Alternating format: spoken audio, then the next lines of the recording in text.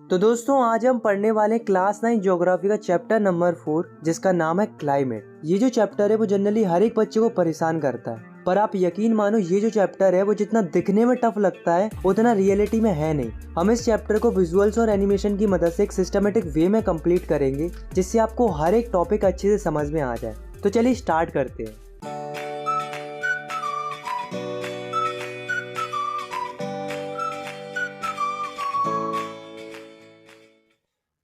ये है हमारा प्लानेट अर्थ। यहाँ पर किसी जगह पर गर्मी होती है, सर्दी होती है, कहीं पर गरम गरम हवाएं चलती हैं, किसी जगह पर बहुत ज़्यादा बरसात होती है, कहीं पर बहुत कम बरसात होती है। तो ये क्यों होती है सारी चीज़ें, कभी आपने सोचा है? तो इसे हम बाद में सोचेंगे। फिलहाल हम बात करते हैं इस चैप्टर के फर्स्ट टॉपिक की, जो कि है difference between weather and climate. Weather और क्लाइमेट में क्या अंतर होता है? तो सबसे पहले हम बात करते हैं वेदर की। Weather is the state of atmosphere of an area at any point of time. मतलब किसी छोटे समय के लिए किसी जगह कैसा एटमोस्फेयर है उसे हम वेदर कहते हैं। जैसे मान लो एक लड़का खड़ा है ओपन में, उसे बहुत धूप लग रही है, बेचारे को बहुत पसीना आ रहा है, तो ऐसे में हम क्या कहेंगे कि वेदर कैसा है? हॉट है। अब मान लो अचानक से बरसात होने लगती है, तो अब हम क्या कहेंगे कि वेदर कंडीशन कैसी हो गई है? रेनी हो गई। कहने का मतलब ये है कि जो वेरिएशन आते हैं एटमोस्फेयर के अंदर, मतलब जो बदलाव आते हैं वातावरण के अंदर छोटे छोटे टाइम के लिए, उसे हम वेदर कहते हैं। Now we talk about climate. Climate क्या होता है? Climate is the average weather condition of a particular region over a long period of time। मतलब किसी जगह पर लंबे समय से कैसा वेदर है उसे हम क्लाइमेट कहते हैं।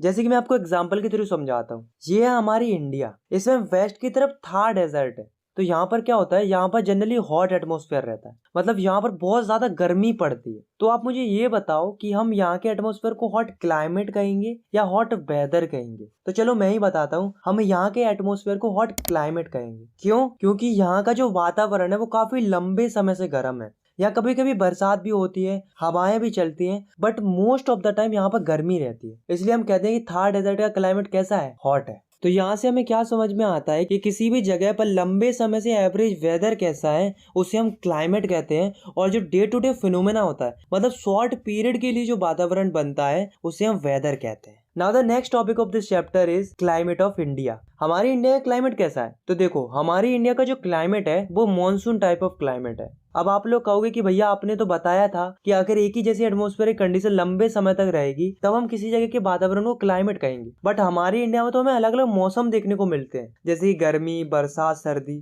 तो हमारे यहाँ क्लाइमेट कैसे हो सकता है? हो सकता है क्योंकि भले ही हमारे यहाँ मौसम बदलते हैं, बट आपने एक चीज नोटिस की कि यही मौसम हर साल रिपीट होते हैं। हर साल हमें यही क्लाइमेटिक कंडीशन देखने को मिलती है, और यही सिस्टम काफी लंबे समय से चला आ रहा है। तभी तो हमारी इंडिया का क्लाइमेट मॉनसून है, यानी कि मौसमी है। अलग अलग मौसम देखने को मिलते हैं। ये केवल हमारी इंडिया का क्लाइमेट नहीं है, बल्कि पूरे साउथ ईस्ट एशिया में यही क्लाइमेटिक कंडीशन हमें देखने को मिलती है। ये जो मॉनसून बर्ड है वो एक अरेबिक बर्ड मौसम से ड्राइव किया गया है, जिसका मतलब होता है सीजन। तो हमारी जो इंडिया है उसमें डिफरेंट डिफरेंट जगहों पर क्लाइमेटिक कंडीशंस के अंदर वेरिएशन देखने को मिलते हैं। फॉर एग्जाम्पल, अगर हम टेम्परेचर की बात करें तो समर के टाइम पर राजस्थान के कुछ हिस्सों में टेम्परेचर 50 डिग्री तक पहुंच जाता है। वहीं दूसरी ओर जम्मू कश्मीर में एवरेज टेम्परेचर मात्र 20 डिग्री तक रहता है। अगर हम विंटर की बात करें तो जम्मू कश्मीर के द्रास में टेम्परेचर पहुंच जाता है -45 डिग्री सेल्सियस। वहीं दूसरी ओर तिरुवनंतपुरम में टेम्परेचर मात्र 22 डिग्री रहता है। तो देख रहे हो इंडिया में डिफरेंट डिफरेंट जगहों पर कितना वेरिएशन है। इसके अलावा अगर हम प्रेसिपिटेशन की बात करें, मतलब रेनफॉल की बात करें, तो जम्मू कश्मीर काफी ज्यादा बर्फ गिरती है। इंडिया के ईस्टर्न पार्ट में काफी ज्यादा बरसात होती है। सिमिलरली इंडिया के वेस्टर्न कोस्ट पर भी काफी बरसात होती है, बट इंडिया का जो नॉर्थ वेस्टर्न पार्ट है वहां पर काफी कम बरसात होती है। तो यहाँ पर भी वेरिएशन देखने को मिलता है। इंडिया का जो कोस्टल एरिया है, मतलब वो एरिया जो समुद्र से लगा हुआ है, ऐसे एरिया में टेम्परेचर के अंदर काफी कम वेरिएशन देखने को मिलता है। और ये इसलिए होता है क्योंकि ये एरिया समुद्र से कनेक्टेड है। इसलिए कोस्टल एरियाज के अंदर टेम्परेचर लगभग मॉडरेट रहता है, मतलब एक जैसा टेम्परेचर रहता है। तो इतना पढ़ने के बाद हमें ये तो समझ में आ गया कि भले ही पूरी इंडिया का क्लाइमेट मॉनसून है, बट अलग अलग जगहों पर हमारी इंडिया का क्लाइमेट वेरी करता है, और क्लाइमेटिक कंडीशन में वेरिएशन की वजह से लोगों की लाइफ पर भी इफेक्ट पड़ता है, जैसे कि उनको अपने अपने रीजन के क्लाइमेटिक कंडीशन के हिसाब से घर बनवाने पड़ते हैं। इसके अलावा लोगों की क्लॉथिंग पर भी इफेक्ट पड़ता है। अब सवाल ये उठता है कि किसी भी जगह की क्लाइमेटिक कंडीशन में वेरिएशन क्यों आते हैं। इसे जानने के लिए हम पढ़ते हैं इस चैप्टर के नेक्स्ट टॉपिक को, जो कि है क्लाइमेटिक कंट्रोल। ऐसे क्या फैक्टर्स है जो किसी भी एरिया के क्लाइमेट को कंट्रोल करते हैं। तो इस टॉपिक में हम क्लाइमेट को कंट्रोल करने वाले ऐसे 6 फैक्टर्स को डिस्कस करेंगे, जो कि है latitude, altitude, pressure and wind system, distance from the sea, ocean currents and relief features. तो सबसे पहले हम बात करते हैं लैटिट्यूड की। तो लैटिट्यूड आपको पता ही क्या होते हैं। तो जो इमेजिनरी हॉरिजॉन्टल लाइंस होती हैं अर्थ की कर्वेचर के ऊपर, उन्हें ही हम लैटिट्यूड बोलते हैं। अब सिचुएशन क्या होती है, जैसे मान लो ये है अर्थ और ये है सन। अर्थ के सेंटर से एक इमेजिनरी लाइन क्रॉस होती है जिसे हम बोलते हैं इक्वेटर। इक्वेटर की ऊपर की ओर होता है नॉर्थ पोल और इक्वेटर के नीचे की ओर होता है साउथ पोल। अब होता क्या है कि अर्थ की कर्वेचर की वजह से जो सनरेज होती हैं वो अर्थ के इक्वेटर पर डायरेक्टली पड़ती है। मतलब सन की जो लाइट आती है वो सबसे ज्यादा इक्वेटर पर पड़ती है, और जो नॉर्थ पोल और साउथ पोल होते हैं वहां पर सन की लाइट बहुत कम पहुंच पाती है। अब आप ही बताओ, जहां पर सन की सबसे ज्यादा रेज आएंगी वहां पर टेम्परेचर कैसा रहेगा? गर्म रहेगा। इसलिए इक्वेटर वाला रीजन हॉट रहता है, और वहीं पोल्स पर सन की बहुत कम रेज पहुंच पाती है, जिसकी वजह से वहां का जो रीजन होता है वो कोल्ड रहता है। Now we talk about second factor, altitude. Altitude का मतलब होता है हाइट, यानी कि ऊंचाई। अगर हम नॉर्मल लैंड से ऊपर की ओर जाते हैं तो क्लाइमेट ठंडा होता जाता है। मतलब जितनी ज्यादा तुम हाइट पर जाओगे तुम्हें उतना ही ठंडा क्लाइमेट देखने को मिलेगा। इसलिए तो माउंटेन्स के ऊपर क्लाइमेट ठंडा रहता है। अब बात करते हैं थर्ड फैक्टर की, जो कि है प्रेशर एंड विंड सिस्टम। इसको जरा ध्यान से समझना, बहुत ही इंपॉर्टेंट फैक्टर है। तो जैसे मान लो ये एक नॉर्मल लैंड है, उसके जस्ट पास में ओशियन है। लैंड के ऊपर एयर होगी, सिमिलरली ओशन के ऊपर भी एयर होगी। अब एक सिचुएशन कंसीडर करो कि समर का सीजन चल रहा है और उसके साथ साथ सन की अच्छी खासी रेज भी आ रही है। तो देखो होता क्या है, तो समर के टाइम पर जो लैंड के ऊपर की एयर होती है वो बहुत ही ज्यादा गर्म होने लगती है, और वहीं जो ओशियन के ऊपर की एयर होती है वो उतनी गर्म नहीं हो पाती है। वो इस एयर के कंपेरिजन में ठंडी रहती है, यानी कि कोल्ड रहती है। अब जो गर्म हवा होती है वो लाइट वेटेड होती है, जिसकी वजह से वो ऊपर की ओर राइज करने लगती है। तो जब मोस्ट ऑफ द एयर ऊपर की ओर चली जाती है तो नीचे वाले रीजन में एयर की कमी हो जाती है। तो इस वाले रीजन में बनता है low pressure. On the other and जो ओशन के ऊपर की एयर होती है वो आपको पता है ठंडी है, और ठंडी एयर ऊपर की ओर राइज नहीं करती है, जिसकी वजह से जहां पर हवा की कोई कमी नहीं है, इसलिए यहाँ पर होता है हाई प्रेशर।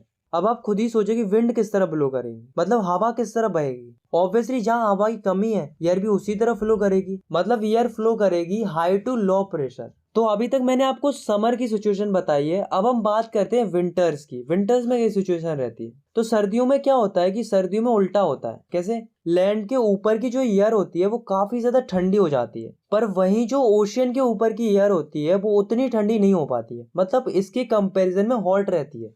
अब आपको पता है कि आगे क्या होता है कि गर्म हवा ऊपर जाएगी, यहाँ पर लो प्रेशर क्रिएट होगा, और यहाँ की हवा ऊपर नहीं जाएगी क्योंकि ये ठंडी है, इसलिए यहाँ पर होगा हाई प्रेशर। अब आप मुझे ये बताओ कि विंड किस तरफ फ्लो करेगी। ऑब्वियसली जहाँ एयर की कमी है विंड्स भी उसी तरफ फ्लो करेंगी, मतलब एयर फ्लो करेगी हाई प्रेशर से लो प्रेशर की तरफ। नेक्स्ट फैक्टर है डिस्टेंस फ्रॉम सी। जो एरिया समुद्र से कनेक्टेड रहता है वहां पर ना ही गर्मी ज्यादा पड़ती है और ना ही सर्दी। वहां का टेम्परेचर लगभग कांस्टेंट रहता है, जैसे कि इंडिया का कोस्टल एरिया, यहाँ पर टेम्परेचर लगभग कांस्टेंट रहता है, मतलब मॉडरेट रहता है। बट अगर हम बात करें नॉर्थन इंडिया की, तो नॉर्थन इंडिया थोड़ा सा सी से कनेक्टेड है, इसलिए यहाँ पर गर्मियों के टाइम पर बहुत ही ज्यादा गर्मी पड़ती है और सर्दियों के टाइम पर बहुत ही ज्यादा सर्दी पड़ती है। इसे हम कॉन्टिनेंटलिटी कहते हैं। नेक्स्ट है ओशियन करंट। आप इसके नाम पर मत जाना, पहले हम इसकी डेफिनेशन पढ़ते हैं। Ocean currents describe the movement of ocean water which flowing constantly in a definite pattern. आप इस डायग्राम को देखो, ये पूरे वर्ल्ड का मैप है। इस मैप पे जो ब्लूइश टाइप का पोर्शन दिख रहा है वो है ओशियन। तो इन ओशियंस में भी वाटर फ्लो करता है, जैसे रिवर्स में वाटर फ्लो करता है ना, ठीक उसी प्रकार से ओशियन के अंदर भी वाटर फ्लो करता है। अब सवाल ये उठता है कि ये ओशियन के अंदर जो वाटर फ्लो करता है वो किस डायरेक्शन में फ्लो करता है। तो इसके लिए आप इन एरोस को देख सकते हो, जिससे हमें आसानी से पता चल सकता है कि वाटर किस डायरेक्शन में फ्लो हो रहा है। तो ये जो वाटर फ्लो होता है ओशियन के अंदर, उसी को हम ओशियन करेंट्स बोलते हैं। अब आप एक और चीज नोटिस कर रहे होंगे कि इसमें कुछ एरोज ब्लैक हैं और कुछ एरोज रेड है। तो इसका क्या मतलब है? तो जो ब्लैक वाले एरोज है वो कोल्ड ओशियन करंट को दर्शा रहे हैं, मतलब कोल्ड वाटर फ्लो को दर्शा रहे हैं, और जो रेड वाले एरोज है वो वार्म ओशियन करंट को दर्शा रहे हैं, यानी कि वार्म वाटर फ्लो को दर्शा रहे हैं। अब सवाल ये उठता है कि ओशियन करंट कैसे क्लाइमेट को अफेक्ट करते हैं। देखो, अगर कोई लैंड कोल्ड ओशियन करंट के कांटेक्ट में आती है तो वहां का क्लाइमेट कोल्ड हो जाएगा, और अगर कोई लैंड वार्म ओशियन करंट के कांटेक्ट में आ रही है तो वहां का क्लाइमेट हॉट हो जाएगा। नेक्स्ट है रिलीफ फीचर्स। किसी भी जगह का रिलीफ कैसा है उससे भी क्लाइमेट पर इफेक्ट पड़ता है। जैसे कि मान लो यहाँ पर एक माउंटेन है, माउंटेन की इस तरफ एक बस्ती बसी हुई है और माउंटेन की उस तरफ भी एक बस्ती बसी हुई है। अब मान लो इस तरफ से विंड्स आ रही है और इन विंड्स में अच्छा खासा मॉइस्चर भी है, तो माउंटेन की वजह से ये विंड उस तरफ नहीं जा पाएंगी, बल्कि ये माउंटेन से टकरा कर ऊपर की ओर चली जाएंगी। क्योंकि हमें पता है कि इन विंड्स में अच्छा खासा मॉइस्चर भी है, इसलिए जो ऊपर जाके क्लाउड बना लेंगी, और जब ये क्लाउड बना लेंगी तो क्या होगा, बारिश होगी। तो इस वाले रीजन में बारिश हो जाती है। बट वहीं दूसरी ओर बारिश नहीं हो पाती है। क्यों? क्योंकि उधर तो विंड पहुंच ही नहीं पाई। तो तुम समझ सकते हो कि माउंटेन की वजह से तो आसपास की जगहों के क्लाइमेट में वेरिएशन देखने को मिला। तो कहने का मतलब ये है कि किसी भी जगह का रिलीफ कैसा है उससे भी बहुत इंपैक्ट पड़ता है क्लाइमेट के ऊपर। Factors affecting of India's climate. इससे पहले टॉपिक में हमने पढ़ा था कि किसी भी एरिया का क्लाइमेट कैसे अफेक्ट होता है। हमने 6 फैक्टर्स को डिस्कस किया था: latitude, altitude, pressure and wind system, distance from the sea, ocean currents and relief features। But इस टॉपिक में हम पढ़ेंगे कि पर्टिकुलर इंडिया के क्लाइमेट को कौन कौन से फैक्टर्स अफेक्ट करते हैं। तो इंडिया के क्लाइमेट को मेनली 3 फैक्टर्स अफेक्ट करते हैं। फर्स्ट है लैटिट्यूड, सेकंड है एल्टीट्यूड एंड थर्ड है प्रेशर एंड विंड। तो सबसे पहले हम बात करते हैं लैटिट्यूड की। How latitude affect India's climate. मान लो ये है हमारी अर्थ के सेंटर से एक इमेजिनरी लाइन क्रॉस होती है जिसे हम बोलते हैं इक्वेटर। इक्वेटर होता है 0 डिग्री लैटिट्यूड। अब आप मुझे ये बताओ कि इसमें अपनी इंडिया कहाँ पर है? नहीं दिखी? चलो मैं बताता हूँ। ये रही हमारी इंडिया। अर्थ के ऊपर होता है नॉर्थ पोल और अर्थ के नीचे होता है साउथ पोल। तो जब हम नॉर्थ पोल की तरफ जाते हैं तो लगभग 23.5 डिग्री नॉर्थ पर जो लैटिट्यूड मिलता है वो होता है ट्रॉपिक ऑफ कैंसर। सिमिलरली अगर हम साउथ पोल की तरफ जाते हैं तो 23.5 डिग्री साउथ पर जो लैटिट्यूड मिलता है वो होता है ट्रॉपिक ऑफ कैप्रिकॉर्न। अब समझने वाली बात क्या है कि जो ट्रॉपिक ऑफ कैंसर और ट्रॉपिक ऑफ कैप्रिकॉर्न के बीच वाला जो रीजन होता है वो होता है tropical region. Similarly tropic of cancer और नॉर्थ पोलर रीजन के बीच वाला जो एरिया होता है वो होता है सब ट्रॉपिकल रीजन, मतलब ये वाला जो रीजन। और ट्रॉपिक ऑफ कैप्रिकॉर्न और साउथ पोलर रीजन के बीच वाला जो रीजन होता है वो भी होता है सब ट्रॉपिकल रीजन। अब जरा ध्यान से देखो, जो सन से जो रेज आती हैं वो सबसे ज्यादा ट्रॉपिकल रीजन पर पड़ती है, और जैसे जैसे हम ट्रॉपिकल रीजन से दूर होते जाते हैं या फिर सब ट्रॉपिकल या पोलर रीजन की तरफ बढ़ते जाते हैं तो सन की हीट कम होती जाती है। मतलब आपको केवल इतना ही याद रखना है कि ट्रॉपिकल रीजन में सबसे ज्यादा हीट पड़ती है सन की, वहीं सब ट्रॉपिकल रीजन में सन की थोड़ी कम हीट पड़ती है। अब आप इसमें अपनी इंडिया पर फोकस करो तो जो ट्रॉपिक ऑफ कैंसर है वो हमारी इंडिया को लगभग 2 हिस्सों में बांट रही है। और आप एक और चीज नोटिस करो कि हमारी इंडिया अर्थ की ऐसी लोकेशन पर है जहां पर इंडिया का आधा हिस्सा ट्रॉपिकल रीजन में आता है और आधा हिस्सा सब ट्रॉपिकल रीजन में आता है।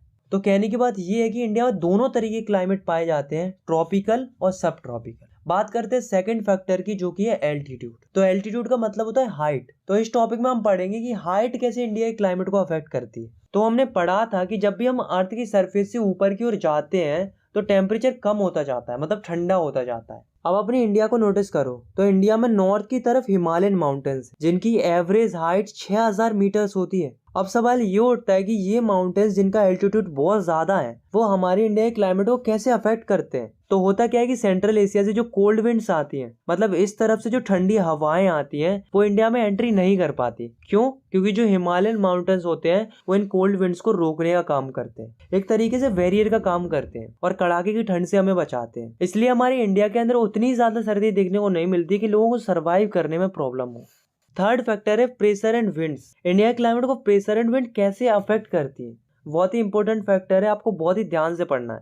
तो ये है हमारी इंडिया। हमारी इंडिया इस तरीके से लोकेटेड है कि हमारी इंडिया के अंदर नॉर्थ ईस्ट डायरेक्शन की तरफ से विंड्स आती है, मतलब इस तरफ से विंड्स आती है। अब आप सोच रहे होंगे कि ये विंड सीधी सीधी क्यों नहीं आती, ऐसे क्यों आती है, ऐसी टिल्ट होकर क्यों आती है? तो ऐसा इसलिए है क्योंकि हमारी जो अर्थ है वो कंटिन्यूसली घूम रही है, जिसकी वजह से विंड्स पर एक फोर्स लगता है जिसे हम कोरियोलिस फोर्स कहते हैं। और इसी कोरियोलिस फोर्स की वजह से विंड्स ऐसे ना आकर इस तरीके से आते हैं। ये जो विंड्स होती है इनके अंदर बहुत ही कम मॉइस्चर होता है। ऐसा क्यों? ऐसा इसलिए होता है क्योंकि ये विंड्स नॉर्मल लैंड के ऊपर से आ रही है, मतलब जमीन के ऊपर से आ रही है। और हमको पता है कि हवा अगर जमीन के ऊपर से आती है तो उनके अंदर मॉइस्चर ना के बराबर रहता है। मॉइस्चर उन्हीं विंड्स के अंदर होता है जो विंड्स ओशियन के ऊपर से आती है, पर ये विंड्स तो लैंड के ऊपर से आ रही है, इसलिए इनके अंदर तो मॉइस्चर होगा ही नहीं। और अगर मॉइस्चर नहीं होगा तो स्वाभाविक सी बात है कि इन विंड्स की वजह से बरसात भी नहीं होगी। पर ऐसा होता है क्या? हमारे इंडिया के अंदर तो खूब बरसात होती है, तो ऐसा क्यों होता है? चलिए देखते हैं। हमारी जो इंडिया है उसकी क्लाइमेटिक कंडीशन बहुत ही यूनिक है। विंड नॉर्थ वेस्ट की तरफ से आती जरूर है पर हमेशा नहीं। समर में सिचुएशन अलग हो जाती है। समर में क्या होता है कि विंड इस तरफ की बजाय इस तरफ से फ्लो करने लगती है। ऐसा क्यों? क्योंकि समर के टाइम पर इंडिया की लैंड बहुत ही ज्यादा गर्म होने लगती है और गर्म होने की वजह से लैंड पर क्रिएट हो जाता है लो प्रेशर। वहीं जो ओशियन है वो उतना गर्म नहीं हो पाता है, मतलब लैंड के कंपैरिजन में ओशियन ठंडा रहता है, इसलिए ओशियन पे रहता है हाई प्रेशर। और आपको पता है कि विंड्स हमेशा हाई प्रेशर से लो प्रेशर की तरफ जाती है, इसलिए इंडिया में विंड समर के टाइम पर इस तरफ से जाने लगती है। अब आपने एक चीज नोटिस की, ये जो विंड्स हैं वो ओशियन से आ रही हैं, इसलिए इनमें मॉइस्चर भी होगा और अगर मॉइस्चर होगा तो ये बरसात भी करेंगी, तो इस तरह से बरसात होती है। और दोस्तों इन्हीं विंड्स को हम मॉनसून विंड्स कहते हैं क्योंकि यही वो विंड्स हैं जो बरसात लाती है। तो दोस्तों अभी तक हमने जितनी भी विंड्स के बारे में पढ़ा है वे सारी सरफेस विंड्स थी, मतलब ऐसी विंड्स जो जमीन से लगकर चलती हैं। पर दोस्तों कुछ विंड्स ऐसी भी होती हैं जो अर्थ की सरफेस से काफी ऊपर फ्लो करती हैं, ऐसी विंड्स को हम जेट स्ट्रीम कहते हैं। तो हम डेफिनेशन क्या लिखेंगे जेट स्ट्रीम की? देखो, jet stream are a narrow belt of a high speed westerly winds which blows in troposphere. अब समझते हैं ये क्या है। तो ये है हमारी अर्थ के एटमॉस्फेयर में कई सारी लेयर्स होती है। ऐसे ये वाली जो लेयर होती है उसे हम बोलते हैं ट्रोपोस्फियर, और इसी ट्रोपोस्फियर के टॉप में बहुत ही स्पीड में कुछ विंड्स फ्लो करती हैं जिन्हें हम जेट स्ट्रीम कहते हैं। जैसे कि आप इस पिक्चर में देख सकते हो, यहाँ पर आपको दो जेट स्ट्रीम दिख रही होंगी। ये अर्थ से काफी ऊपर है। ये 2D डायग्राम है इसलिए शायद आपकी समझ में ना आ रहा हो, बट ये विंड्स अर्थ की सरफेस से काफी ऊपर फ्लो कर रही हैं। ऐसे ही दो सिमिलर जेट स्ट्रीम नीचे और होती हैं, बट हमको इनको नहीं पढ़ना है इसलिए इनको हटाओ। ये ऊपर वाली जो जेट स्ट्रीम होती है उसे हम बोलते हैं पोलर जेट स्ट्रीम, और ये वाली जो जेट स्ट्रीम होती है उसे हम बोलते हैं सब ट्रॉपिकल जेट स्ट्रीम। हमें केवल इस वाली जेट स्ट्रीम के बारे में पढ़ना है क्योंकि यही वाली जेट स्ट्रीम हमारी इंडिया के ऊपर से फ्लो करती है, और इसी जेट स्ट्रीम की वजह से हमारी इंडिया का क्लाइमेट भी अफेक्ट होता है। विंटर के टाइम पर ये जेट स्ट्रीम हिमालयन माउंटेन के साउथ की तरफ रहती है, और जैसे ही समर सीजन आता है तो ये जेट स्ट्रीम हिमालय के नॉर्थ की तरफ शिफ्ट हो जाती है।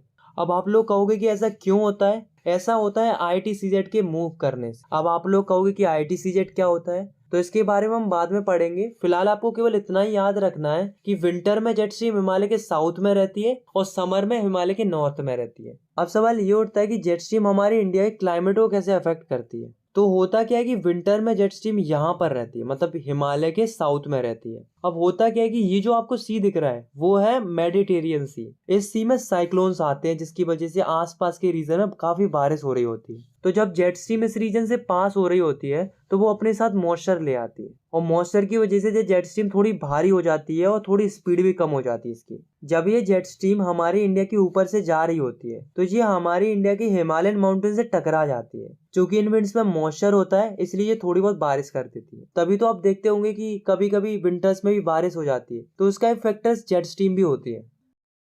The Indian monsoon.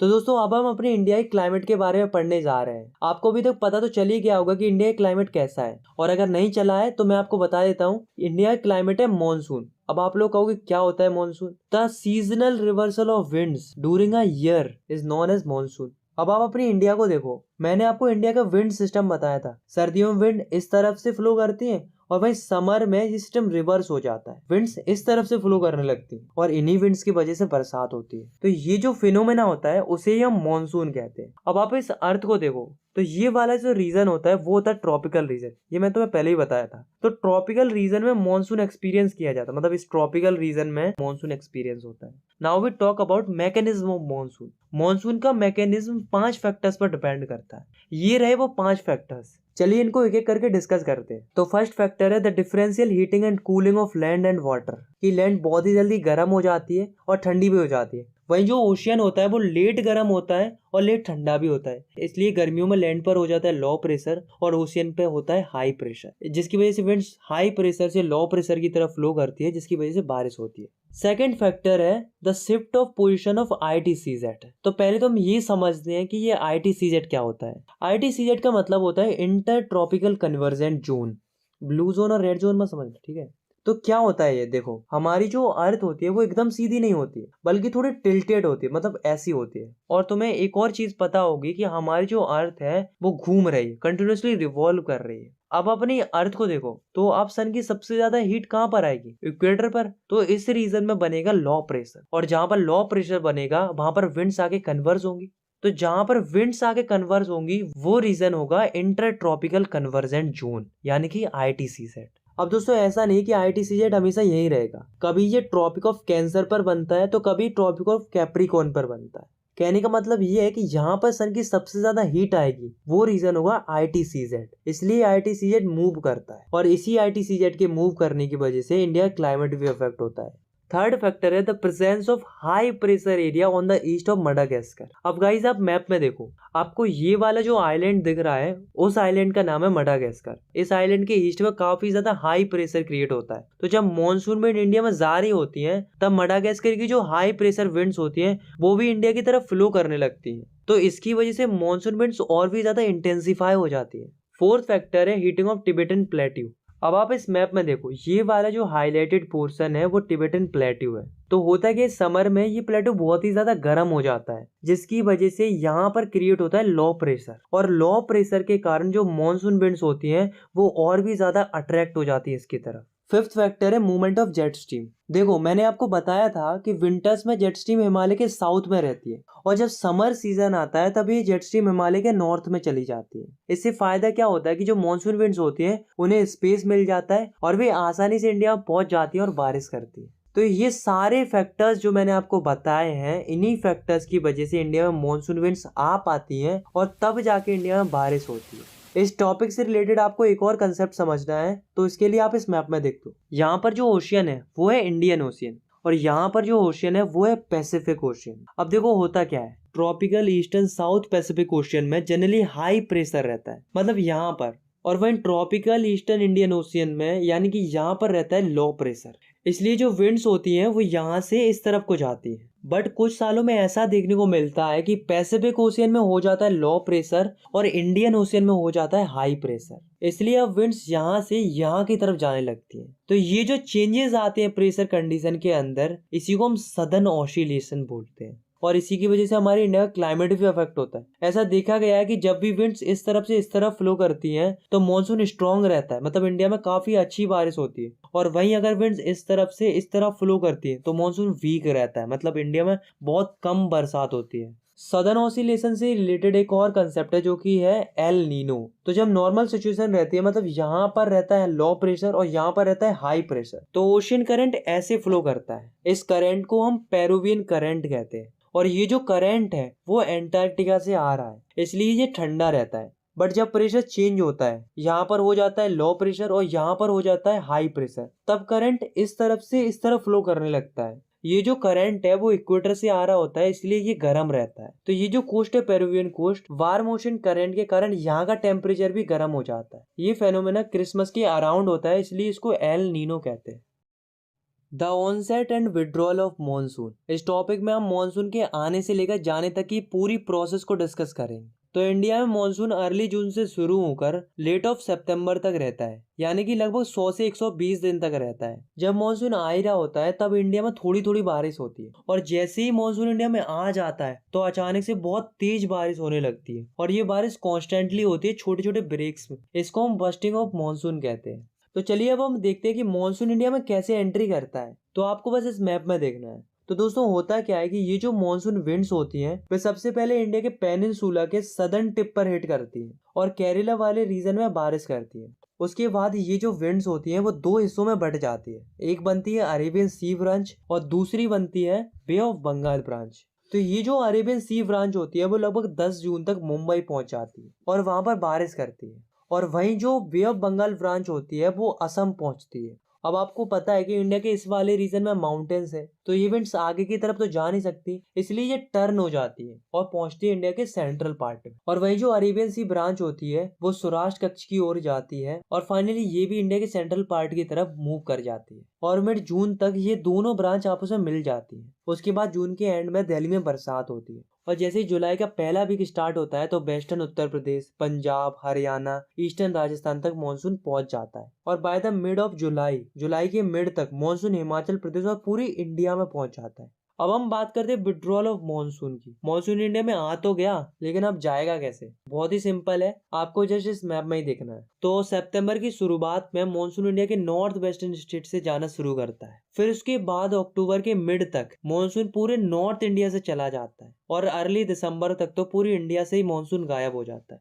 The seasons, हमारे इंडिया में 4 तरीके के मौसम देखने को मिलते हैं। पहला है कोल्ड वेदर सीजन यानी कि विंटर सीजन, दूसरा है हॉट वेदर सीजन यानी कि समर सीजन, और तीसरा है एडवांसिंग मॉनसून यानी कि रेनी सीजन, और चौथा है रिट्रेटिंग मॉनसून यानी ट्रांजिशन मॉनसून। तो सबसे पहले हम बात करते हैं कोल्ड वेदर सीजन की यानी कि विंटर सीजन की। तो इंडिया में विंटर मिड ऑफ नवंबर से स्टार्ट होता है और फरवरी के एंड तक इंडिया में रहता है। जनरली इंडिया में सबसे ज्यादा सर्दी दिसंबर और जनवरी के मंथ में पड़ती है। इनफैक्ट नॉर्थन इंडिया के सबसे कोल्डेस्ट मंथ दिसंबर और जनवरी माने जाते हैं। इंडिया के नॉर्थन पार्ट में फ्रॉस्ट देखने को मिलती है यानी कि ओस देखने को मिलती है, और वहीं हिमालय वाले रीजन में तो स्नोफॉल देखने को मिलती है। विंटर्स में भी एक बरसात होती है जिसे हम महावत कहते हैं। ये बरसात रबी क्रॉप्स के लिए काफी उपयोगी साबित होती है। Now we talk about hot weather season यानी कि summer season. Summer season India में मार्च से मई तक रहता है। इस सीजन में इंडिया के नॉर्थन पार्ट में बहुत ज्यादा गर्मी पड़ती है। इंडिया के नॉर्थ वेस्टर्न पार्ट में दिन के टाइम पर एक तरह की strong, gusty, hot and dry wind blow करती है जिसे हम लू कहते हैं। इसके साथ साथ डस्ट स्टॉर्म भी देखने को मिलते हैं। और जब समर सीजन का एंड आता है तो कभी कभी क्या होता है कि आंधी तूफान देखने को मिलते हैं, मूसलाधार बारिश देखने को मिलती है, ओले भी गिरते हैं कभी कभी। तो ये जो वेदर कंडीशन बनती है इस तरीके की, उसे वेस्ट बंगाल में काल बैसाखी बोला जाता है, क्योंकि ये बारिश किसानों के लिए नुकसानदायक साबित होती है। बट एक और तरीके की बारिश होती है जिसे प्री मानसून शावर बोलते हैं। मतलब मानसून आने से पहले जो बूंदाबांदी होती है या जो बौछार टाइप की आती है, उस टाइप की बारिश को प्री मानसून शावर बोलते हैं। ये बारिश आम की फसल के लिए अच्छी होती है, इसलिए इसको मैंगो शावर भी बोला जाता है। Now we talk about advancing monsoon या रेनी सीजन। तो रेनी सीजन अर्ली जून से शुरू होता है और इसके साथ ही पूरे इंडिया में बरसात होती है। ये बरसात छोटे छोटे ब्रेक्स में होती है। मतलब ऐसा नहीं होता कि बारिश एक बार चालू हो गई तो 2-3 महीने तक बंद ही नहीं हो रही। बारिश होती है लेकिन ब्रेक्स में होती है। एक और चीज आपको बतानी है कि जो ये मॉनसून आता है वो भले ही पूरे इंडिया के लिए आता है, बट पूरे इंडिया में एक जैसी बारिश नहीं होती। कहीं पर बहुत अच्छी बारिश हो जाती है तो कहीं पर बहुत ही कम बारिश देखने को मिलती है, जैसे कि राजस्थान एक एग्जाम्पल इस चीज का। और कभी कभी तो ऐसा भी होता है कि कहीं पर बहुत बारिश हो जाती है, इतनी बारिश हो जाती है कि बाढ़ आ जाती है, और कहीं तो इतनी कम बारिश होती है कि सूखा पड़ जाता है। रिट्रेटिंग ऑफ मॉनसून, ये तो मैं बता चुका हूँ कि सितंबर की स्टार्टिंग से मॉनसून रिट्रेट करना शुरू कर देता है और अक्टूबर की शुरुआत तक मॉनसून पूरी तरह से नॉर्थन प्लेन से चला जाता है। बट आपको इसके अलावा भी एक फिनोमेना पढ़ना है जो कि है अक्टूबर हीट का। तो क्या होती है ये अक्टूबर हीट? देखो, the condition of high temperature and humidity, the weather becomes oppressive during the day, this is commonly known as October heat.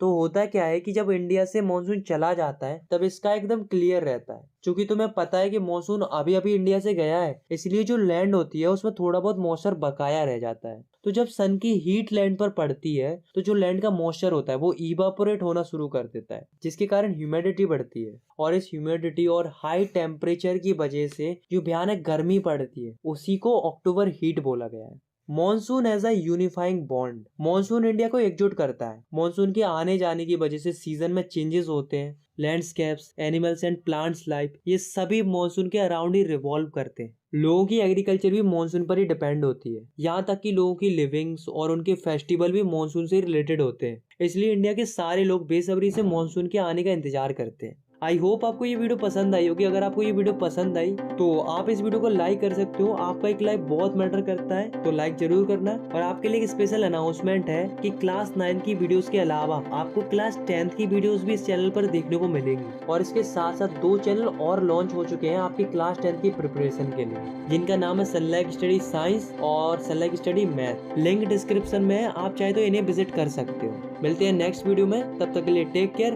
Bye bye.